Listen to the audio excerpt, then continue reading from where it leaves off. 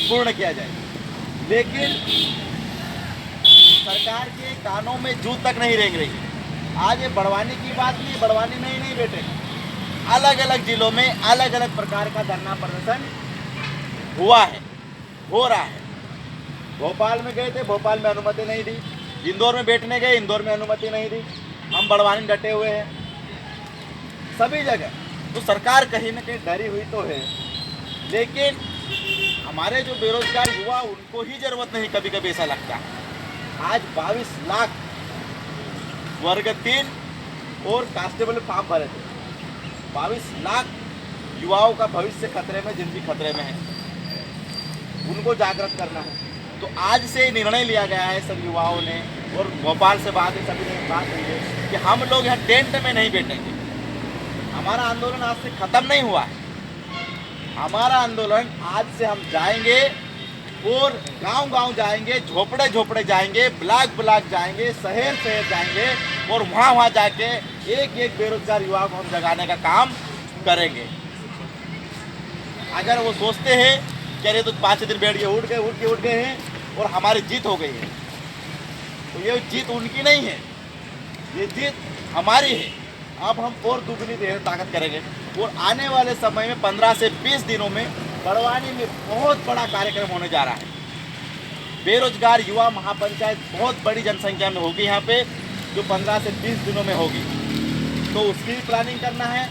तो उसके लिए भी आज हमने जो आज यज्ञ किया, हमने जो यज्ञ क्यों किया, शिवराज सिंह चौहान जी, मोदी जी की फोटो लगा के, कि सरकार भगवान इनको सद्बुद्धि दे, ये सरकार चलाने वालों को सद्बुद्धि दे। जिन बेरोजगारों की बलबूते पर ये सरकार बनाते हैं, लेकिन वही बेरोजगारों को सरकार बनने के बाद भूल जाते हैं। तो हम ये चाहते हैं, आज भगवान से भी हमने ये प्रार्थना करी, यज्ञ में आहुतियाँ डाली कि भगवान इनको सद्बुद्धि दो आप, कि बहुत हो गई मन की बात, अब करो तुम रोजगार की बात। ये से तो बहुत बोलते भांजे तो ये भांजा आपको, आपके साथ क्या तपस्या करे, यज्ञ करे, क्या करें हम, तो आप रोजगार दोगे। तो आज सांकेतिक रूप से हमने ये बताना चाहा, और हमने एक रियल यज्ञ किया, रियल आहुतियाँ डाली, और सरकार से गुहार लगाई कि आपको अब रोजगार देना पड़ेगा। समझ रहे बात को? तो आज से हम अलग अलग ब्लॉकों में, अलग अलग जिलों में और अलग अलग गाँवों में हम जाएंगे और बेरोजगारों को जगाएंगे। हम एकजुट होंगे और आने वाले समय में और बड़े आंदोलन होंगे। साथियों, मैं आप लोग बता दूं, गांठ बांध लेना, ये सरकार जब तक हम लोग नहीं जागेंगे, हम लोग नहीं सोचेंगे यार हमें रोजगार यही बैठे बैठे मिल जाएगा, तो ऐसा नहीं है। हमें से सरकारों को जगाने के लिए, वो बोलते ना, गूंगे जो सोया हुआ है उसको झकझोरना पड़ेगा। अगर वो झकझोर कर भी नहीं हो रहा है तो उसको खड़ा कर देना पड़ेगा, कि जब तक वो नहीं जागता है तब तक उसको जगाना पड़ेगा। तू जाग और दौड़ और तू लड़, वो सामने वाले को बोलना पड़ेगा झकझोर करके कि अब तेरे को रोजगार देना ही पड़ेगा। लेकिन कहीं ना कहीं देखने को ही मिलता है कि हमारे बेरोजगार युवा ही कहीं ना कहीं। लेकिन मैं मध्य प्रदेश के तमाम बेरोजगार युवाओं को ये कहना चाहते हैं कि आप लोग बस, हम डंडा और झंडा खाने के लिए तैयार है, आप कम से कम साथ में खड़े रहो। बस कोई तुमसे कोई कुछ नहीं चाहता है, सिर्फ साथ में खड़े रहो। आप हमें तकलीफें बताओ कि यार हमें रियल में तकलीफ है, हमें रोजगार चाहिए। आज हम जिस बैंक से लोन की बात करते हैं, वो बैंक हमारा घर बेचने की और हमको जेल भेजने की धमकियाँ देता है। तो हम क्या करें, आप बताओ। ये रियल स्ट्रगल से, रियल संघर्ष से हमें लड़ना पड़ेगा। और हमारा आंदोलन आज दिनांक से यज्ञ में आहुति डाल के हमने सरकार को चेतावनी दी है कि आने वाले समय में और बड़े आंदोलन होंगे, और अगर कभी तुम नहीं जागे तो बहुत जल्दी हम तुम्हारी भी आहुति दे देंगे बेरोजगारी। ये तय है लगभग। तो ये सांकेतिक रूप से आज हमने उनको बताया है कि यज्ञ देखिए, हमने यज्ञ करे, हमने सब कुछ करके देख लिया, लेकिन आने वाले समय में बताएंगे और बड़ा आंदोलन होंगे। उसके लिए क्या आप सब तैयार हो? तैयार हैं हम। तैयार है आप सब?